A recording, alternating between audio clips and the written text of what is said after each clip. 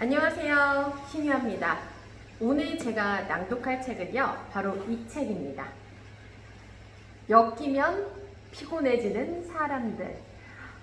요즘에 그 사람 때문에 너무 미치겠어. 왜 날마다 내 속을 뒤집어 놓는 거지? 대체 왜 그러는 걸까?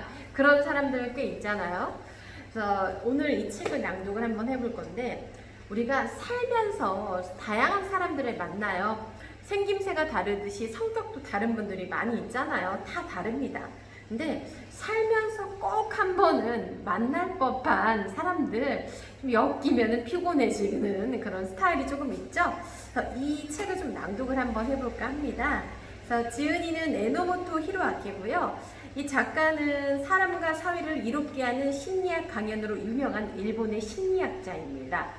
1955년 도쿄에서 태어나 도쿄대 교육심리학과를 졸업을 했고, 또 일본 유명 기업인 도시바 시장조사과에서 근무하다가 원만한 비즈니스 인간관계를 위한 심리학 연구의 필요성을 느껴 도쿄 도립대학교 대학원에서 심리학 박사 과정까지 마쳤다고 합니다.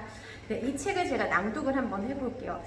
정말 재밌어요. 그리고 이게 굉장히 빨리 읽혀요. 저 1시간도 안 돼서 이 책 거의 다 읽은 것 같아요. 그리고 몰입도도 굉장히 좋고요. 어렵지 않거든요.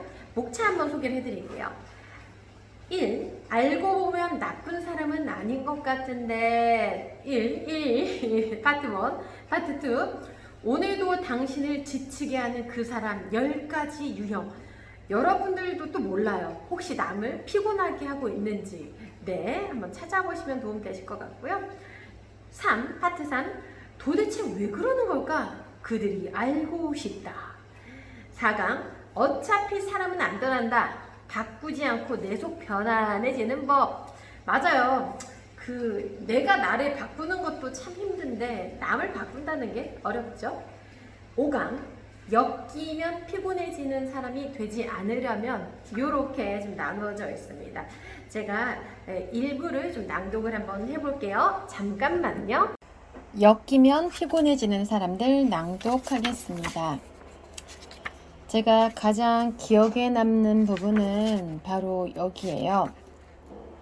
오늘도 당신을 지치게 하는 그 사람 10가지 유형. 네, 이게 참 다양하더라고요. 사람을 피곤하게 하는 유형이.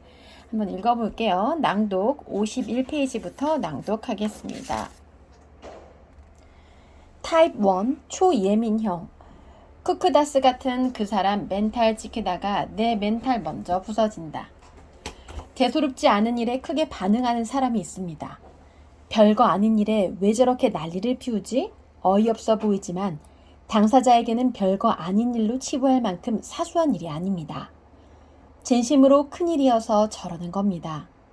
왜냐하면 그들의 감수성이 남다르기 때문입니다. 거래처 담당자와 미팅을 마치고 돌아와서는 풀이 죽어 있길래 말을 걸어보면 거래처 담당자의 냉랭한 태도가 신경이 쓰인다며 이렇게 말합니다. 그 담당자는 저 같은 사람을 싫어하는 것 같아요. 라고 자신 없어 하죠. 첫 미팅이었고 서로 어색해서 그런 거니까 시간이 지나면 괜찮아질 거야. 아무리 격려해도 소용없습니다. 아무래도 저는 안 될 것 같아요. 자신이 없습니다. 일에 차질이 생기면 안 되니 빼주세요. 이게 일에서 빠질 만큼 그렇게 큰 일도 아닌데 말이죠. 어쨌든 이런 타입은 혼자 생각이 너무 깊고 많습니다. 조금만 뭐라고 해도 돌변하는 직원. 이런 사람들은 감정 기복이 매우 심합니다. 좋은 일이 있으면 기분이 금방 들뜨고 안 좋은 일이 있으면 한없이 가라앉는 편이죠. 이는 지극히 자연스러운 마음의 움직임이고 대부분의 사람들이 그럴 수 있지만 이런 사람들은 이 기복이 특히 극단적이라고 볼 수 있습니다. 좋은 일이 있든 나쁜 일이 있든 사람들은 마음의 완충제가 그 충격을 완화해 극단적인 반응을 보이지는 않습니다. 하지만 이런 타입은 마음의 완충제가 없어 충격을 완화할 수 없는 것입니다. 그래서 사소한 충격에도 과민 반응을 보이고 감정적으로 대응합니다. 감정은 감정을 자극하고요. 자신의 감정에 쉽게 빠져드는 사람은 타인의 감정을 자극하고 혼란스럽게 만듭니다. 감정 기복이 격한 사람과 같이 있어서 피곤한 이유는 바로 상대방의 감정 변화에 영향을 받아서 혼란스럽기 때문입니다. 이런 타입을 생각이 깊은 사람이라고 가벼이 여겼다가는 말도 안 되는 사건을 만들 수도 있습니다. 가령 거래처 담당자가 자신을 미워한다는 것이 단순한 착각임에도 그로 말미암아 형성된 반발심 등의 공격적인 감정이 담당자의 감정을 자극해서 험악한 분위기로 발전할 수도 있습니다. 이런 경우는 사내 인간관계에서도 자주 목격할 수 있습니다. 예를 들어 밀려드는 고객들로 일손이 부족한 상황에서 다들 바쁘게 일하고 있는데 유독 한 직원만 일하는 속도나 요령이 서툴러 보이는 상황입니다. 그래서 매장이 이렇게 바쁜데 요령 있게 좀 움직여봐요 라고 가볍게 충고를 건넸더니 마치 자신을 비난하는 것처럼 들렸는지 아니면 요령이 없고 무능한 자신이 슬프고 안심해서 그런 것인지 갑자기 울음을 터뜨리는 것입니다. 간혹 이런 경우가 과장되어 직장 내 괴롭힘 의혹으로 번지기도 하는데 가볍게 주의 주려던 것이 직장 내 괴롭힘이라니 주의를 준 사람만 억울해지는 상황입니다. 심한 욕이나 일방적인 비난을 한 것도 아니고 앞으로 고쳤으면 하는 부분을 충고했을 뿐인데 누가 보면 호되게 혼내는 것처럼 끝내 눈물을 흘립니다. 적반하장도 유분수지. 충고한 사람이 부탁이니 울지 말아요. 사람들이 괜한 오해를 사겠어요. 라며 얼러야 하니 오히려 혼을 낸 사람이 울고 싶어질 것 같습니다. 아주 가벼운 충고로 이런 일이 벌어지는데 하물며 실수를 지적하면 어떻게 될지 상상을 초월하는 격한 반응에 어안이 벙벙해질 것이 뻔합니다. 이런 일이 벌어질 것이 불보듯 뻔해도 고객에게 실수를 저지르면 안 되기에 어떻게 해서든 주의를 줄 수밖에 없는 상황도 있습니다. 그래서 은근슬쩍 지나가는 말로 가볍게 한마디만 해도 풀이 죽거나 황당하다며 불편한 기색을 드러냅니다. 상황이 이렇게 되면 이날은 말 다 했죠. 일을 제대로 할 리가 없기 때문입니다. 또 한술 더 떠서 이튿날부터 몸이 좋지 않다며 며칠씩 휴가를 내기라도 하면 골치 아파지는 건 시간 문제입니다. 혼자 생각하고 혼자 결론 내버린다. 이런 타입들의 공통적인 특징은 또 있습니다. 이미 소시적부터 사소한 일로 야단법석을 떨거나 전전긍긍하는 등 뭘 해도 쉽게 상처받는 성격을 주변에 잘 드러내왔다는 점입니다. 학창시절을 떠올려보면 시험 당일에 어떡해 집중이 안 돼 라며 야단법석을 떨고 있는 친구와 시험이 끝나자마자 망했다. 아무것도 못 풀었어 라며 난리를 치는 친구는 대부분 동일 인물입니다. 연인에게 사정이 생겨 데이트를 다음 주로 옮기자는 연락이 오면 그렇구나 다시 약속 잡자 라고 하는 게 아니라 갑자기 엉뚱하게 튑니다. 뭐지? 나한테 질렸나?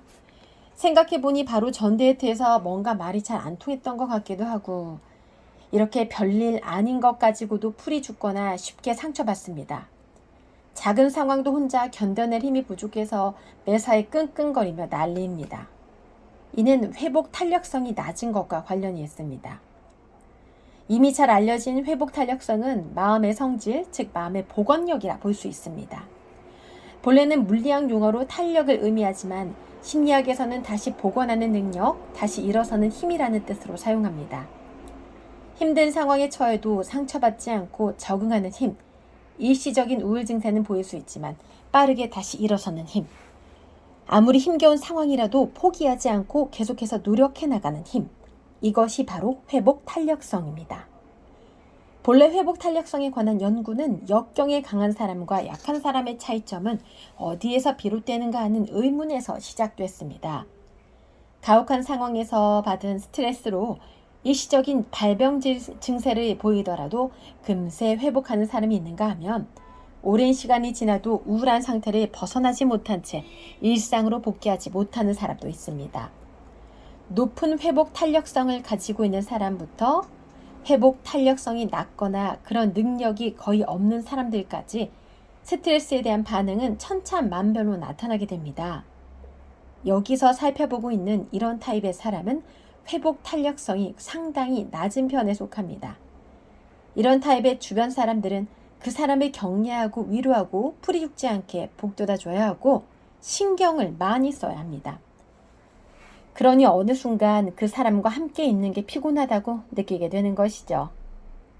비위를 거스르지 않으려고 조심해야 하니 가뜩이나 바빠서 여유가 없을 때는 짜증나고 질릴 수밖에 없습니다.